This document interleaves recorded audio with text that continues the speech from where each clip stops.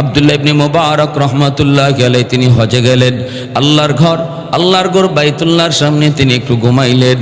ঘুমন্ত অবস্থায় স্বপ্নে দেখেন দুইজন ফেরেশতা একজন আরেকজনকে ডাক দিয়ে বলতেছে, এই বছর কি পরিমাণ লোক হজে আসলো একটু বলো। একজনে কয় 6 লক্ষ হাজি হজ করতে আসছে, আর একজনে কয় এর ভিতরে কয়জন মানুষের হজ কবুল হয়েছে, আর একজন কয় না 6 লক্ষ হাজির ভিতরে একজনের হজও কবুল হয় নাই, একজনের হজও কবুল হয় নাই। আব্দুল্লাহ ইবনে মুবারক রহমাতুল্লাহি আলাইহি তিনি লাফ দিয়ে উঠে গেলেন। এত বড় বুজুর্গ, এত বড় মুহাদ্দিস, এত বড় মুজাহিদ, 6 মাস যিনি হাদিসের দরস দিতেন, 6 মাস যিনি জিহাদে থাকতেন, লাফ দিয়া উইটা মাতাফির সামনে যায় দাঁড়ায় আওয়াজ দিয়া কয়, ও আল্লাহর মেহমানেরা তাড়াতাড়ি করে তওবা ইস্তেগফারে বসে যাও, কারণ আমি স্বপ্ন যুগে দেখেছি বৎসর হাজির সংখ্যা হলো 6 লক্ষ, কিন্তু আমাকে এও জানানো হয়েছে, শোনানো হয়েছে 6 লক্ষর ভিতরে একজনের হজও কবুল হয় নাই। তোমরা তাড়াতাড়ি করে আল্লাহর কাছে তওবা ইস্তেগফারে বসে যাও। আবার তিনি মাতাফের মধ্যে ঘুমায় পড়লেন। একই স্বপ্ন দেখতেছেন, আবার ঘুম থেকে ওইটা আবার চিৎকার দিতে লাগলেন, কে কোথায় আছো, তাড়াতাড়ি করে তোমরা আল্লাহর গুণগানে লিপ্ত হয়ে যাও। আল্লাহ পাকের কাছ থেকে যদ্দূর জানলাম, যদ্দূর শুনলাম, কারো হজ কবুল হয় নাই। কারণ হজ কবুল হয় না নিয়তে যদি গরমিল থাকে। কেউ যদি মনে করে আমার হজ হাজি মানুষ নাম লাগানোর জন্য, আলহাজ লাগানোর জন্য, মানুষ আমাকে কি বলবে, এত পয়সা হয়েছে এখনো হজ করে না, হজ কবুল হবে? হারাম টাকা দিয়া যদি কেউ হজে যায় হজ কবুল হবে? হবে না। এজন্য কারো বুঝি হজ কবুল হয় নাই। তৃতীয়বার যখন তিনি ঘুমাইছেন তখন আবারও একই কথা স্বপ্নে দেখতেছেন। জিজ্ঞেস করলেন, একজন আরেকজনে জিজ্ঞাসা, কারো হজকে কবুল হয়েছে? কয় না, কারো হয় নাই, তবে আল্লাহর একজন বান্দার খাতিরে আল্লাহ পাক 6 লক্ষ হাজির হজ আল্লাহ কবুল করে নিছে। কে গো সে কে? আব্দুল্লাহ ইবনে মুবারক ডাক দিয়া কয়, কে সে, কি তার পরিচয়? সে কি হজে আসছে? কয় না, সে হজই আসে নাই। সুবহানাল্লাহ, জোরে কোন না। সে হজই আসে নাই, অথচ তার উসিলায় হাজিদের হজ আল্লাহ কবুল করে। আব্দুল্লাহ ইবনে মুবারক কয়, নাম কি তার, বাড়ি কোথায়, তারে কি পাওয়া যাবে? কয় হ্যাঁ পাওয়া যাবে, তার বাড়ি হলো দামেস্ক। নাম কি তার? কয় নাম হলো আলী ইবনে মাফ। হযরত আব্দুল্লাহ ইবনে মুবারক তিনি আর দেরি করলেন না, সোজা তার খোঁজে দামেস্কে চলে গেলেন। দামেস্কে চলে গিয়া বাজার ঠিকানা সবকিছু তিনি স্বপ্ন যুগে লইলেন। মানুষকে জিজ্ঞেস করেন, আলী ইবনে মাফকে চিনুনি? মানুষে কয়, এই নামে যদি কোনো মানুষ থাকে সে তো সাধারণ একজন মানুষ। সামনে যায় দেখেন বাজারের এক কোনায় রাস্তায় বসে বসে মানুষের জুতা কালি করে।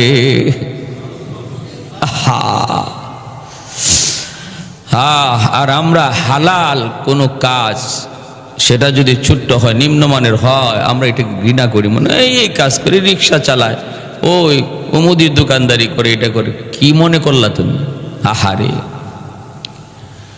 তুমি টেবিলের নিচে লক্ষ টাকা ঘুষ খাওয়ার চেয়ে একজন রিক্সাওয়ালা ভাই সারাদিনে 200 টাকা কামাই করে, তার দাম আল্লাহর কাছে তুমি কোটিপতির চেয়ে অনেক গুণ বেশি। ইন্না আকরামাকুম ইনদাল্লাহি আতকাকুম। পয়সায় আল্লাহর কাছে সম্মান বাড়ায় না, সম্মানী করে না। ক্ষমতা মানুষের আল্লাহর কাছে সম্মানী বানায় না। আল্লাহর কাছে সম্মানী হতে হয় তাকওয়ার দ্বারা, খোদা ভীরু দ্বারা। যে মানুষ হারাম খায় না, হালাল পথে চলে, কষ্ট হলো, আল্লাহ বলেন তার অন্তরে আমি আল্লাহর ভয়। আর সে মনে রাখবা তোমাদের মধ্যে সবচেয়ে সম্মানী মানুষ লোভ করে না হারামের দিকে। এই জন্য আমার নানা শ্বশুর আজকে দুনিয়াতে নাই, আমার শ্বশুরও তো নাই। এখানে বসে কতদিন বয়ান করলেন আমার শ্বশুর। আল্লাহ পাক দুজনকে জান্নাতের আলা মাকাম দান করুন। আমার নানা শ্বশুর যিনি ছিলেন 50 বছর বুখারী শরীফ শুধু পড়াইছেন। 50 বছর বুখারী পুরা মুখস্থ হয়ে গেছিল। আমি শেষ বয়সে আমার বিয়ের পরে 6 মাস পাইছি। ওই পাইছি যখন, তখন সব সময় হুঁশ থাকতো না, মাঝে মাঝে হুঁশ আসতো, আবার মাঝে মাঝে হুঁশ চলে যেত। যখনই হুঁশ আসতো তখনই বলতেন, ভাই আমি একটু সূরা ইউসুফের তফসিরটা করি, তুমি একটু সৈন্য দেখো আমার হয় কিনা। সূরা ইউসুফের তফসির কইয়া একটা আয়াত পড়ছেন, এরপরে ঘন্টা চইলা যায় খালি হাদিস পড়তেছেন, খালি হাদিস পড়তেছেন। মনে হইতেছে হাফেজ সাহেবরা যেভাবে কোরআন তেলাওয়াত করে এভাবে উনি হাদিস পড়তেন। মাঝে মাঝে নামাজে কোরআন তেলাওয়াত করতে যায় পেছ লাগে যেত, কোরআন তেলাওয়াতের ভিতরে হাদিস ঢুকে যেত, ওনার খবর হইতো না, খবরই থাকতো না, এত মুখস্থ ছিল হাদিস। তো উনি বলতেন যে হালাল রিজিক, হালালভাবে রুজি কামাই করা, রিজিক তালাশ করা, সেটা যদি তুমি যাও, সেটা যদি লঞ্চের মধ্যে বুট বিক্রেতাও হয়। মাঝে মাঝে উনি করতেন, লঞ্চে বসছেন, দেখছেন একটা লোক বুট বেচতেছে, আনছেন ডাক দিয়ে, বাবা এইদিকে আসো।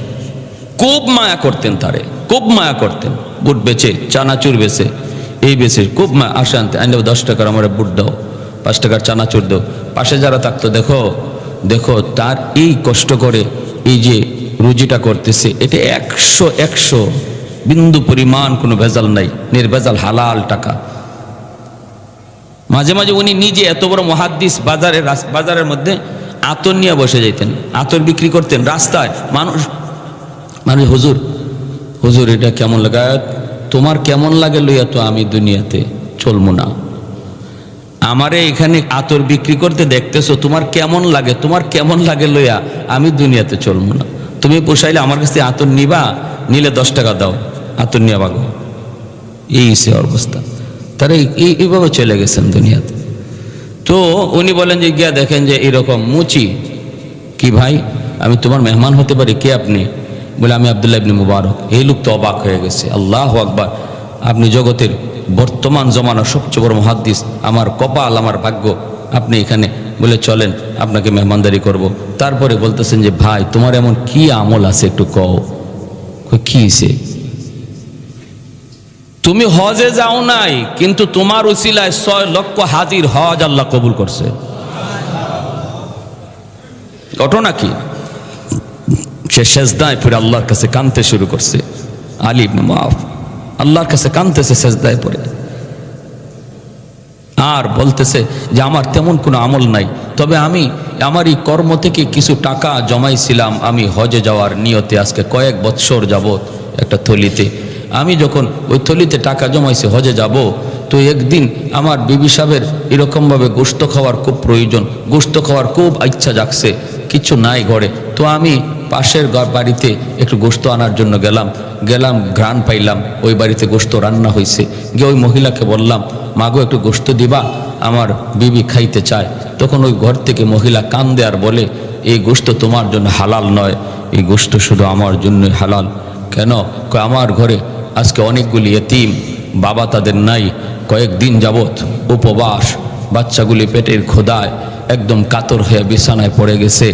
নিরুপায় হয়ে আমি এর ঘর থেকে বের হইয়া ওই হাওরে যাইয়া একটা মরা গরু পাইয়া, মরা গরুর গোশত কাইঠা, যান বাঁচানোর জন্য যেহেতু মরা গরুর গোশত খাওয়া যায়, এজন্য ওই গোশতটা আইনা পাকাইছি। এটা শুধু আমার আর আমার এতিম বাচ্চাদের জন্যই সেটা হালাল, তোমার জন্য হালাল নয়। এতটুকু শোনার পর আমার চোখ দিয়ে দর দর করে পানি পড়ে, দৌড়ে ঘরে আসলাম। আইসে যে টাকা জমাইছিলাম হজে যাওয়ার জন্য, এই টাকাটাই আমি পুরাটাই এতিমকে দান করে দিলাম। সুবহানাল্লাহ, সুবহানাল্লাহ। এক ইহুদি আর এক মুনাফিকের মাঝে ঝগড়া, ইহুদি আর মুনাফিকের ভিতরে ঝগড়া। কিন্তু মুনাফিককে, তার খবর তো মদিনার মানুষও জানে না, সাহাবীরাও জানেন না। মুনাফিক কে বা কারা, এদের খবর শুধু আল্লাহ তার নবীকে জানান। কারণ মুনাফিকের নেফাক হলো অন্তরের ভিতর, যার অন্তরে ঈমান নাই কিন্তু মুখে মুখে শুধু মুমিন। দ্বিমুখী আচরণ, মুখে মুখে একরকম, দিলের ভিতরে অন্যরকম। দিলের ভিতরে ঈমান নাই, মুখে নবী নবী নবী। আসেনি না নাই? আসেনি না নাই? দিলের ভিতরে ঈমান নাই, কিন্তু দুনিয়ার স্বার্থ হাসিলের জন্য, কোনো পথ পাওয়ার জন্য, কোনো টার্গেট নেওয়ার জন্য সে লেবাস ধরছে। মাঝে মাঝে হজও যায়, কিন্তু দিলের ভিতরে বিন্দু পরিমাণ ঈমান নাই। দিলের ভিতরে বিন্দু পরিমাণ ঈমান নাই, বরং ইসলাম নিয়ে তার বিদ্বেষ। লেবাস ধরছে। এই জিনিসটা আমরা বুঝি না, আমরা নিশ্চিতভাবে কাউরে বলতেও পারবো না। দিলের হালত শুধু একমাত্র জানেন কে? নবী জানেন। এটা আসতে কোন কেন? এতদিনে ওয়াজ শুনে আপনারা এটা যদি আসতে কোন আমার, তাহলে তো আমার সারা জীবনে ওয়াজ এখানে শেষ। মনের খবর জানেন শুধু কে? নবী জানেন? হ্যাঁ। আল্লাহু আলিমুম বিযাতিস সুদূর। অন্তরের খবর জাননেওয়ালা শুধুমাত্র কেবলমাত্র আল্লাহ। নবী পর্যন্ত জানেন না, তাহলে আমার দয়াল বাবা জানতে পারে না, আমার পীর বাবা জানতে পারে না। যদি এরম ধারণা রাখি, ঈমান থাকবে না। এজন্য অন্তরের খবর জানেন আল্লাহ। আল্লাহ শুধু তার হাবিবকে জানাইয়া দিতেন, বন্ধু অমুক লোকটা তোমার সামনে এসে হাত জোর করে দাঁড়ায়, নবী নবী করে তোমাকে জান দেয়, কিন্তু আমি আল্লাহ জানাই দিলাম তার অন্তরে ঈমান নাই, সে মুনাফিক। মায়ার নবীও তার নামটা চিনে নিতেন, তারে চিনে নিতেন। জিব্রাইল মারফতে নবীকে জানানোর পর নবী চিনে নিতেন। এই কথাটা আল্লাহর নবী কাউকে বলতেন না। ও যে মুনাফিক, নবী তার সাহাবীদেরকে বলতেন না, কিন্তু নবী জানতেন ঠিকই। একমাত্র একজন সাহাবীর কাছে মায়ার নবী ইন্তেকালের আগে নবী ওই মুনাফিকদের তালিকা তিনি একজন সাহাবীর হাতে দিয়ে গেছিলেন, আর বলেছিলেন, তুমিও কারো কাছে বলবা না, তুমিও কারো কাছে বলবা না, শুধুমাত্র ইন্তেকাল যদি হয় ওদের কেউ ইমানদার মুমিনকে বলবা, যেন জানাজায় শরীক না হয়। শুধু এতটুকু, কারণ এর আগে যদি বলো বিপদ হতে পারে, হামলা হতে পারে, তার কেউ ক্ষতি করতে পারে। যাহারে বেঈমানের বেঈমানি, এত বড় বেঈমান, এ আমাদের সাথে থাইকা বেঈমানি করে। না না, আল্লাহ নবী দরদ নবী, মানবতার নবী, কি মানবতা শিখায় গেছেন। দুশ্মন পাশে বসে দুশ্মনী করে, এরপরও আল্লাহর নবী তার কোনো ক্ষতি করেন না, তার সাথে কোনো উচ্চ বাক্য করেন না, সতর্ক থাকেন। যেরকম সুবহানাল্লাহ। কি মানবতা শিখাইবা তোমরা? তোমরা কি দেখাবা, কি শিখাবা? শিখে যাও ইসলাম থেকে মানবতা কাকে বলে।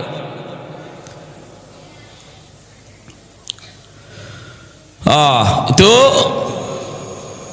এরকম এক মুনাফিক আর এক ইহুদির মধ্যে লাগছে ঝগড়া। মুনাফিক তো নিজের মুসলমান পরিচয় দেয়, তাহলে তার তো কোনো টেনশন নাই। ইহুদি কইতেছে, চলো আমাদের নেতার কাছে যাব না, বিচার তোমাদের নেতার কাছে নিয়ে যাব, মুহাম্মদুর রাসূলুল্লাহর কাছে। কারণ মদিনায় ইহুদিরা কাব ইবনে আশরাফ তাদের লিডার, তার কাছে যেত না বিচার নিয়া ইহুদিরাও তাদের নিজস্ব বিচার মুহাম্মদুর রাসূলুল্লাহ সাল্লাল্লাহু আলাইহি ওয়াসাল্লামের কাছে হাজির হইতো। মদিনার ইহুদিরা, কারণ ওরা জানতো যে মুহাম্মদুর রাসূলুল্লাহ বিচার করার ক্ষেত্রে কে কোন ধর্মের, কে কার ভাই, কে কার ছেলে, কে কার দুলাভাই, এগুলা মুহাম্মদুর রাসূলুল্লাহর কাছে নাই।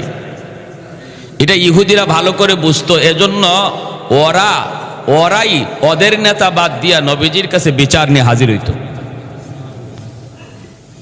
এই মদিনার ইহুদি সেই প্রস্তাব দিতেছে, চলো মুহাম্মদুর রাসূলুল্লাহর কাছে যাই, তোমাদের নবীর কাছে যাই। সে তো খুশি মুনাফিক, তার তো কয় ঠিক আছে চলো। আইসা বিচার শুনাইছে, আল্লাহর নবী সবকিছু শুনে রায় দিয়ে দিয়েছেন ইহুদির পক্ষে। কারণ নবী দেখতেছেন ইহুদি ন্যায়সঙ্গত, ন্যায়ের পক্ষে, আর সে অন্যায় করছে। ওই সময়টা তো এই লোকটা যে মুনাফিক, এটা আল্লাহ নবী জানেন না। তখনও এই লোকটা যে মুনাফিক আল্লাহ নবী জানেন না, মানে আল্লাহ জানান নাই। নবী তখনও জানতেন নবীর সাহাবী, তখনও নবী জানতেন উনি মুসলমান আর ইনি ইহুদি। একজন সাহাবী আর একজন ইহুদি, নবী তাই জানতেন। এ সত্য নবীজি বিচারের রায় দিলেন ইহুদির পক্ষে আর সাহাবীর বিপক্ষে। এই রায়টা দেওয়ার পরে ও বলতেছে যে ঠিক আছে চলো বের হই। তখন বাইরে আসছে আয়েশা, মনে মনে ভাবতেছে যে নবী হয়ে আমার বিপক্ষে রায়টা দিয়ে দিল, ওই যে মুনাফিক যে, এই জন্য ওই যে নবীর রায়টারে মানতে পারতেছে না। কয়েক কাজ করো, চলো উমরের কাছে যাই, চলো উমরের কাছে যাই। কারণ ওর ধারণা হলো উমর কাফির কুফফারের ব্যাপারে খুব শক্ত মানুষ, মনে হয় উমরের কাছে লয়ে গেলে পরে বিচারের রায় আমার পক্ষে আসবে, চলো উমরের কাছে যাই। হে মানতেছে না, কয় না আমি এই রায় মানি না, আমাদের নবীর রায় মানি না, আমি উমরের কাছে যাব, চলো উমরের কাছে যাই। ইহুদি বেচারা এখন ঠিক আছে চলো যাই, তুমি আমার জিনিস যদি না দাও আমি তো জোর করে নিতে পারবো না, যার কাছে যাইতে বলবা তার কাছেই যাইতে হবে, কি করার আর, চলো যাই উমরের কাছে যাই। হযরত উমর ফারুক রাদিয়াল্লাহু তাআলা আনহুর কাছে আসলো। উমর ফারুক রাদিয়াল্লাহু তাআলা আনহুর কাছে আইসেই ওই ইহুদি আগে বলতেছে যে মামলা আপনার কাছে এনেছি, তবে মামলাটা এর আগে নবীর দরবারে ছিল, আপনাদের নবীর দরবারে। তারপর নবী যে রায় দিছেন কিন্তু রায়টা তার মনোভূত হইতেছে না, রায়টা আমার পক্ষে গেছে, এজন্য আপনার কাছে বিচার নিয়ে আসছে। বিচারটা হলো এই, আমাদের সমস্যাটা হলো এই। হযরত ওমর রাদিয়াল্লাহু তাআলা বলেন কি ব্যাপার, বিচার নবীজির কাছে নিয়ে গেছিলেন নাকি? মুনাফিকরে বলতেছেন। বলে হ্যাঁ। হযরত ওমরও তখন জানেন সে মুসলমান। বিচার নবীজির কাছে গেছিল নাকি? বলে জি। বিচার নবী করেন নাই? বলে জি নবীজি করছেন, কিন্তু আমার বুঝে পড়ে না। তো হযরত ওমর বলেন আমি বুঝে পড়ার ব্যবস্থা করতেছি, একটু বসো। এখানে বসায় তুই ভিতরে ঢুকছেন, ঢুকে তলোয়ারটা নিয়ে আইছেন। তলোয়ারটা আইনা একদম মুহূর্তের ভিতরে এক কুবে তোর কল্লা আলাদা। আর শুধু এতটুকু বলছেন মুহাম্মদুর রাসূলুল্লাহ সাল্লাল্লাহু আলাইহি ওয়াসাল্লাম রহমতের নবীর বিচার যে মানতে পারে না তার বিচার এটাই উত্তম, এই বলে খতম শেষ। এখন তার আত্মীয় স্বজন যারা আছিল সব নবীজির কাছে বিচার নিয়ে আসছে। ওমর মুসলমানকে হত্যা করছে, জটিল মামলা, নবীর আদালতে হযরত ওমর খুনি, ওমরের বিরুদ্ধে খুনের মামলা। এত বড় জলিলুল কদর সাহাবী, আল্লাহর নবী চিন্তায় পড়ে গেলেন। শরীয়তের বিধি মোতাবেক খুনের বদলা খুন, আল কাতলু বিল কাতল, কেউ যদি কাউকে খুন করে তার বদলে তার খুন করতে হবে। তাহলে এটা কোরআনের আইন। হযরত ওমর ফারুক রাদিয়াল্লাহু তাআলা আনহুর বিরুদ্ধে রায় তো এমনই হবে। নবী চিন্তায় পড়ে গেছেন, মদিনার সমস্ত মানুষ চিন্তায় পড়ে গেল এখন কি হবে। ওমর আল্লাহর কাছে ফয়সালা চাইলেন, আল্লাহ তুমি উত্তম ফয়সালাকারী, তুমি উত্তম ফয়সালা করো। আমি এটা বুঝছি আমার নবীর বিচার যে মানতে পারে না তার বিচার এর চেয়ে ভালো হওয়ার কোনো আশা করা যায় না। করছেন আল্লাহ পাক সাথে সাথে পবিত্র কোরআনের আয়াত নাজিল করে জিব্রাইলকে পাঠায় বলতেছেন যাও আমার বন্ধুকে জানায় দাও যারে হত্যা করা হয়েছে সে মুমিন নয়, সে মুনাফিক। আল্লাহ পরিচয় দিয়ে দিয়েছেন আর বলতেছেন উমরের বিচার যা করেছে এই বিচারের পক্ষে আল্লাহর রায় আছে। যেরকম সুবহানাল্লাহ। ওমর যে সিদ্ধান্ত নিয়েছে আল্লাহও তার একই সিদ্ধান্তে রাজি। এজন্য পবিত্র কোরআনের প্রায় 20-এরও উপরে অনেক জায়গায় 21 থেকে 27টা জায়গায় হযরত ওমর ফারুক রাদিয়াল্লাহু তাআলা আনহু তিনি যে রায় দিয়েছেন আরশের মালিক তিনি ওই রায় দিয়েছেন। সুবহানাল্লাহ, 1-2 জায়গা নয়। এজন্য ঈমান ভঙ্গের কারণ সমূহের মধ্যে উল্লেখযোগ্য একটা কারণ হলো কেউ যদি নবীর সিদ্ধান্ত জানার পরেও এটা মানতে না পারে যে এটা মুহাম্মদুর রাসূলুল্লাহ সাল্লাল্লাহু আলাইহি ওয়াসাল্লামের সিদ্ধান্ত, এটা আমার নবীর রায়, এটা জানার পরেও যদি কেউ না মানে অথবা দিল থেকে মানতে না পারে তাহলে তার ঈমান থাকবে না যাবে? ঈমান চলে যাবে, ঈমান চলে যাবে, ঈমান থাকবে না। এজন্য ঈমান ভঙ্গের কারণগুলা আজ 3টা জুম্মা যাবত আমি আপনাদেরকে অল্প অল্প করে শোনাইলাম। এর মধ্যে উল্লেখযোগ্য আরেকটা কারণ হলো কোনো মানুষকে কেউ যদি শরীয়তের ঊর্ধ্বে মনে করে, কোনো মানুষকে কেউ যদি শরীয়তের ঊর্ধ্বে মনে করে তাহলে তার ঈমান থাকে না, যায়, চলে যায়। সে যত বড় বুজুর্গ হোক, যত বড় আল্লাহওয়ালা হোক, সে যত বড় পীর হোক, যত বড় কুতুব হোক, আমার দৃষ্টিতে আমার পীর যত বড় কুতুব হোক, যদি আমি বলি আমার পীরের শরীয়ত লাগে না, তিনি শরীয়তের ঊর্ধ্বে, সাথে সাথে ঈমান চলে যাবে, সাথে সাথে। ওযু ভঙ্গের কারণ তো জানতেছি মোটামুটি, নামাজ ভঙ্গের কারণ, ঈমান ভঙ্গের কারণ কতবার কয়বার আলোচনা করি আর করবার শুনি। হ্যাঁ,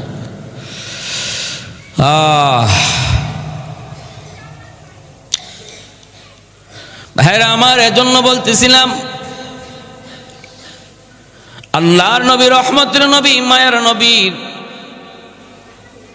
আল্লাহ নবী, রহমতের নবী, মায়ার নবীর যে সিদ্ধান্তগুলা, নবীজির যেই মত, এই মতটাকে নিজের মত মনে করা, নবীর পথটারে নিজের পথ মনে করা, নবীর তরিকাকে নিজের তরিকা মনে করা, নবীর তরিকার চেয়ে অন্য কোনো তরিকাকে যদি আমি বেশি পছন্দ দেই, নবীর তরিকার চেয়ে অন্য কোনো তরিকাকে যদি আমি বেশি দিলে জায়গা দিই, তাহলে ঈমান খতরার ভিতরে আছে, প্রচণ্ডভাবে খতরার ভিতরে আছে।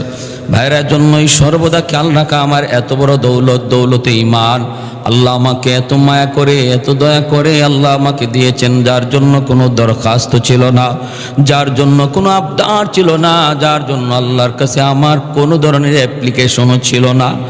এত দয়া করে, এত মায়া করে যে মালিক আমাকে এত বড় দৌলত আমাকে দান করলেন, সেই দৌলত যেন হেফাজত থাকে। কারণ যে জিনিস যত দামি হয়, এই জিনিসের ডাকাত তত বড় হয়, ঠিক না? যে জিনিসের যত মূল্য বেশি হয়, এই জিনিসের ডাকাত তত এক্সপার্ট হয়। গ্রামের চোর আর ব্যাংক ডাকাত কোনোদিন এক নয়। গ্রামের চোর অশিক্ষিত, ও চিনে না, আর ব্যাংক ডাকাত সে কম্পিউটার চালানি ভালো করে জানে, ঠিক কিনা? লক কেমনে খুলতে হয় ওটা ভালো করে জানে। সাধারণ কোনো শিক্ষিত নয়। এজন্য যে জিনিস যত দামি হয়, এই জিনিসের ডাকাত তত বড় হয়, এই জিনিসের চোর তত অভিজ্ঞ হয়। এই দুনিয়ার সবচেয়ে বড় দৌলত যেহেতু ঈমান, এজন্য ঈমানের ডাকাত হলো দুনিয়ার সবচেয়ে বড় পাওয়ারফুল। কারণ ঈমানের ডাকাত হলো ইবলিস, আর দুনিয়ার ডাকাত হাতে নাতে ধরা যায়। মালের ডাকাত, টাকা পয়সার চোর হাতে নাতে ধরা যায়, কিন্তু ঈমানের ডাকাতকে হাতে নাতে ধরা যায় না। দুনিয়ার চোরকে দেখা যায়, কিন্তু ঈমানের চোর আর ডাকাতকে দেখাই যায় না। তাহলে এটা কত বড় ডাকাত! ভাইরা, আমার জন্য বলতেছিলাম একটু মনোযোগ দিয়া সর্বদা খেয়াল রাখবো, আমার আমলের ভিতরে যেন ইখলাস থাকে, আমার আমলের ভিতরে যেন নিয়ত ভালো থাকে, আমার আমলের ভিতরে যেন আল্লাহ রেজামন্দি থাকে, আল্লাহকে খুশি করা এই নিয়ত থাকে, লোক দেখানো ভাব যেন অন্তরের ভিতরে না থাকে। আব্দুল্লাহ ইবনে মুবারক রহমাতুল্লাহি আলাইহি তিনি হজে গেলেন, আল্লাহর ঘর বাইতুল্লাহর সামনে তিনি একটু ঘুমাইলেন। ঘুমন্ত অবস্থায় স্বপ্নে দেখেন দুইজন ফেরেশতা একজন আরেকজনকে ডাক দিয়ে বলতেছে, এই বৎসর কি পরিমাণ লোক হজে আসলো একটু বলো। একজনে কয় 6 লক্ষ হাজি হজ করতে আসছে, আর একজনে কয় এর ভিতরে কয়জন মানুষের হজ কবুল হয়েছে, আর একজন কয় না, 6 লক্ষ হাজির ভিতরে একজনের হজও কবুল হয় নাই, একজনের হজও কবুল হয় নাই। আব্দুল্লাহ ইবনে মুবারক রহমাতুল্লাহি আলাইহি তিনি লাভ দিয়ে উঠে গেলেন। এত বড় বুজুর্গ, এত বড় মুহাদ্দিস, এত বড় মুজাহিদ, 6 মাস যিনি হাদিসের দরস দিতেন, 6 মাস যিনি জিহাদে থাকতেন, লাভ দিয়া ওইটা মাতাফির সামনে যায় দাঁড়ায় আওয়াজ দিয়া কয়, ও আল্লাহর মেহমানেরা, তাড়াতাড়ি করে তওবা ইস্তেগফারে বসে যাও। কারণ আমি স্বপ্ন যুগে দেখেছি বৎসর হাজির সংখ্যা হলো 6 লক্ষ, কিন্তু আমাকে এও জানানো হয়েছে, শোনানো হয়েছে 6 লক্ষর ভিতরে একজনের হজও কবুল হয় নাই। তোমরা তাড়াতাড়ি করে আল্লাহর কাছে তওবা ইস্তেগফারে বসে যাও। আবার তিনি মাতাফের মধ্যে ঘুমায় পড়লেন, একই স্বপ্ন দেখতেছেন। আবারও ঘুম থেকে ওইটা আবার চিৎকার দিতে লাগলেন, কে কোথায় আছো, তাড়াতাড়ি করে তোমরা আল্লাহর গুণগানে লিপ্ত হয়ে যাও। আল্লাহ পাকের কাছ থেকে যদ্দূর জানলাম, যদ্দূর শুনলাম, কারো হজ কবুল হয় নাই। কারণ হজ কবুল হয় না নিয়তে যদি গরমিল থাকে। কেউ যদি মনে করে আমার হজ হাজি মানুষ নাম লাগানোর জন্য, আলহাজ লাগানোর জন্য, মানুষ আমাকে কি বলবে, এত পয়সা হয়েছে এখনো হজ করে না, হজ কবুল হবে? হারাম টাকা দিয়া যদি কেউ হজে যায় হজ কবুল হবে? হবে না। এজন্য কারো বুঝি হজ কবুল হয় নাই। তৃতীয়বার যখন তিনি ঘুমাইছেন তখন আবারও একই কথা স্বপ্নে দেখতেছেন। জিজ্ঞেস করলেন, একজন আরেকজনকে জিজ্ঞাসা, কারো হজকে কবুল হয়েছে? কয় না, কারো হয় নাই। তবে আল্লাহর একজন বান্দার খাতিরে আল্লাহ পাক 6 লক্ষ হাজির হজ আল্লাহ কবুল করে নিছে। কে গো সে কে? আব্দুল্লাহ ইবনে মুবারক ডাক দিয়া কয়, কে সে? কি তার পরিচয়? সে কি হজে আসছে? কয় না, সে হজই আসে নাই। সুবহানাল্লাহ, জোরে কোন না। সে হজই আসে নাই, অথচ তার উসিলায় হাজিদের হজ আল্লাহ কবুল করে। আব্দুল্লাহ ইবনে মুবারক কয়, নাম কি তার? বাড়ি কোথায়? তারে কি পাওয়া যাবে? কয় হ্যাঁ পাওয়া যাবে, তার বাড়ি হলো দামেস্ক। নাম কি তার? কয় নাম হলো আলী ইবনে মাফ। হযরত আব্দুল্লাহ ইবনে মুবারক তিনি আর দেরি করলেন না, সোজা তার খোঁজে দামেস্কে চলে গেলেন। দামেস্কে চলে গিয়া বাজার ঠিকানা সবকিছু তিনি স্বপ্ন যুগে লইলেন। মানুষকে জিজ্ঞেস করেন, আলী ইবনে মাফকে চিনুনি? মানুষে কয়, এই নামে যদি কোনো মানুষ থাকে সে তো সাধারণ একজন মানুষ।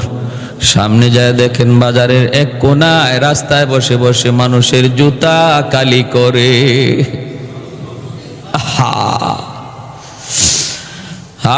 আর আমরা হালাল কোনো কাজ, সেটা যদি ছোট্ট হয়, নিম্নমানের হয়, আমরা এটাকে ঘৃণা করি। মনে এই কাজ করে, রিক্সা চালায়, ওই মুদির দোকানদারি করে, এটা করে। কি মনে করলা তুমি? আহারে, তুমি টেবিলের নিচে লক্ষ টাকা ঘুষ খাওয়ার চেয়ে একজন রিক্সাওয়ালা ভাই সারাদিনে 200 টাকা কামাই করে, তার দাম আল্লাহর কাছে তুমি কোটিপতির চেয়ে অনেক গুণ বেশি। ইন্না আকরামাকুম ইনদাল্লাহি আতকাকুম। পয়সায় আল্লাহর কাছে সম্মান বাড়ায় না, সম্মানী করে না। ক্ষমতা মানুষের আল্লাহর কাছে সম্মানী বানায় না। আল্লাহর কাছে সম্মানী হতে হয় তাকওয়ার দ্বারা, খোদা ভীরু দ্বারা। যে মানুষ হারাম খায় না, হালাল পথে চলে, কষ্ট হলো, আল্লাহ বলেন তার অন্তরে আমি আল্লাহর ভয়। আর সে মনে রাখবা তোমাদের মধ্যে সবচেয়ে সম্মানী মানুষ লোভ করে না হারামের দিকে। এই জন্য আমার নানা শ্বশুর আজকে দুনিয়াতে নাই, আমার শ্বশুরও তো নাই। এখানে বসে কতদিন বয়ান করলেন আমার শ্বশুর। আল্লাহ পাক দুজনকে জান্নাতের আলা মাকাম দান করুন। আমার নানা শ্বশুর যিনি ছিলেন 50 বছর বুখারী শরীফ শুধু পড়াইছেন। 50 বছর বুখারী পুরা মুখস্থ হয়ে গেছিল। আমি শেষ বয়সে আমার বিয়ের পরে 6 মাস পাইছি। ওই পাইছি যখন, তখন সব সময় হুঁশ থাকতো না। মাঝে মাঝে হুঁশ আসতো, আবার মাঝে মাঝে হুঁশ চলে যেত। যখনই হুঁশ আসতো তখনই বলতেন, ভাই আমি একটু সূরা ইউসুফের তফসিরটা করি, তুমি একটু সৈন্য দেখো আমার হয় কিনা। সূরা ইউসুফের তফসির কইয়া একটা আয়াত পড়ছেন, এরপরে ঘন্টা চইলা যায় খালি হাদিস পড়তেছেন, খালি হাদিস পড়তেছেন। মনে হইতেছে হাফেজ সাহেবরা যেভাবে কোরআন তেলাওয়াত করে এভাবে উনি হাদিস পড়তেন। মাঝে মাঝে নামাজে কোরআন তেলাওয়াত করতে যায় পেছ লাগে যেত, কোরআন তেলাওয়াতের ভিতরে হাদিস ঢুকে যেত, ওনার খবর হইতো না, খবরই থাকতো না, এত মুখস্থ ছিল হাদিস। তো উনি বলতেন যে হালাল রিজিক, হালালভাবে রুজি কামাই করা, রিজিক তালাশ করা, সেটা যদি তুমি যাও, সেটা যদি লঞ্চের মধ্যে বুট বিক্রেতাও হয়। মাঝে মাঝে উনি করতে লঞ্চে বসছেন, দেখছেন একটা লোক বুট বেচতেছে, আনছেন ডাক দিয়ে, বাবা এদিকে আসো। খুব মায়া করতেন তারে, খুব মায়া করতেন। বুট বেচে, চানাচুর বেচে, এই বেচে খুব মায়া। আসে আনতে, আনলে 10 টাকার আমার বুট দাও, 5 টাকার চানাচুর দাও। পাশে যারা থাকতো, দেখো দেখো তার এই কষ্ট করে এই যে রুজিটা করতেছে, এটা 100 বিন্দু পরিমাণ কোনো ভেজাল নাই, নির্ভেজাল হালাল টাকা। মাঝে মাঝে উনি নিজে এত বড় মুহাদ্দিস, বাজারের মধ্যে আতর নিয়ে বসে যাইতেন, আতর বিক্রি করতেন রাস্তায়। মানুষ হুজুর হুজুর এটা কেমন লাগে, তোমার কেমন লাগে লইয়া তো আমি দুনিয়াতে চলবো না। আমারে এখানে আতর বিক্রি করতে দেখতেছো, তোমার কেমন লাগে, তোমার কেমন লাগে লইয়া আমি দুনিয়াতে চলবো না। তুমি পোষাইলে আমার কাছে আতর নিবা, নিলে 10 টাকা দাও, আতর নিয়ে বাগো। এই সে অবস্থা, তারা এইভাবে চলে গেছেন দুনিয়াতে। তো উনি বলেন যে গিয়া দেখেন যে এরকম মুচি। কি ভাই, আমি তোমার মেহমান হতে পারি? কে আপনি? বলে আমি আব্দুল্লাহ ইবনে মুবারক। এই লোক তো অবাক হয়ে গেছে। আল্লাহু আকবার, আপনি জগতের বর্তমান জমানার সবচেয়ে বড় মুহাদ্দিস, আমার কপাল, আমার ভাগ্য, আপনি এখানে। বলে চলেন আপনাকে মেহমানদারি করব। তারপরে বলতেছেন যে ভাই তোমার এমন কি আমল আছে একটু কও। কি সে? তুমি হজে যাও নাই, কিন্তু তোমার উসিলায় 6 লক্ষ হাজির হজ আল্লাহ কবুল করছে। ঘটনা কি? সে সেজদায় পড়ে আল্লাহর কাছে কাঁদতে শুরু করছে। আলী ইবনে মুআফ আল্লাহর কাছে কাঁদতেছে সেজদায় পড়ে, আর বলতেছে যে আমার তেমন কোনো আমল নাই, তবে আমি আমার এই কর্ম থেকে কিছু টাকা জমাইছিলাম আমি হজে যাওয়ার নিয়তে। আজকে কয়েক বৎসর যাবত একটা থলিতে, আমি যখন ওই থলিতে টাকা জমাইছি হজে যাব, তো একদিন আমার বিবি সাহেবের এরকমভাবে গোশত খাওয়ার খুব প্রয়োজন, গোশত খাওয়ার খুব ইচ্ছা জাগছে, কিছু নাই ঘরে। তো আমি পাশের বাড়িতে একটু গোশত আনার জন্য গেলাম, ঘ্রাণ পাইলাম, ওই বাড়িতে গোশত রান্না হয়েছে। গিয়ে ওই মহিলাকে বললাম, মাগো একটু গোশত দিবা, আমার বিবি খাইতে চায়। তখন ওই ঘর থেকে মহিলা কান্দে আর বলে, এই গোশত তোমার জন্য হালাল নয়, এই গোশত শুধু আমার জন্যই হালাল। কেন? আমার ঘরে আজকে অনেকগুলি এতিম, বাবা তাদের নাই, কয়েকদিন যাবত উপবাস, বাচ্চাগুলি পেটের ক্ষুধায় একদম কাতর হয়ে বিছানায় পড়ে গেছে। নিরুপায় হয়ে আমি এর ঘর থেকে বের হইয়া ওই হাওরে যাইয়া একটা মরা গরু পাইয়া, মরা গরুর গোশত কাইটা, যান বাঁচানোর জন্য যেহেতু মরা গরুর গোশত খাওয়া যায়, এজন্য ওই গোশতটা না পাকাইছি। এটা শুধু আমার আর আমার এতিম বাচ্চাদের জন্যই সেটা হালাল, তোমার জন্য হালাল নয়। এতটুকু শোনার পর আমার চোখ দিয়ে দর দর করে পানি পড়ে, দৌড়ে ঘরে আসলাম। আইসে যে টাকা জমাইছিলাম হজে যাওয়ার জন্য, এই টাকাটাই আমি পুরাটাই এতিমকে দান করে দিলাম। সুবহানাল্লাহ, সুবহানাল্লাহ। এজন্যই মুহাদ্দিসিনে কেরাম বলেন, যার উপরে একবার হজ ফরজ হয়েছে তার উত্তম একবারই করা, এরপরে বারবার উমরায় যাওয়া। বাকি এরপরে যদি তোমার টাকা থাকে, ওই হজে যাওয়ার টাকাটা যদি কোনো এতিমকে সাহায্য করো বা এতিমকে দেখাশোনা করো, এটা আল্লাহর কাছে অধিক প্রিয় হয়। মানুষের সেবায় যদি টাকাটা ব্যয় হয়, প্যারে হাদিরিন, এজন্য বলতেছি আমার ঈমান তখনই মজবুত থাকবে যখন আমলের মধ্যে ইখলাস থাকবে। আমলের মধ্যে যখন ইখলাস থাকবে তখনই আমার ঈমানটা মজবুত হবে। আল্লাহ আমাদের সবাইকে অল্প কথাগুলো আমল করার তৌফিক দান করুন। ওয়া আখির দাওয়ানা আলহামদুলিল্লাহি রাব্বিল আলামিন। যারা সুন্নত পড়ি নেই 4 রাকাত ক্বাবলাল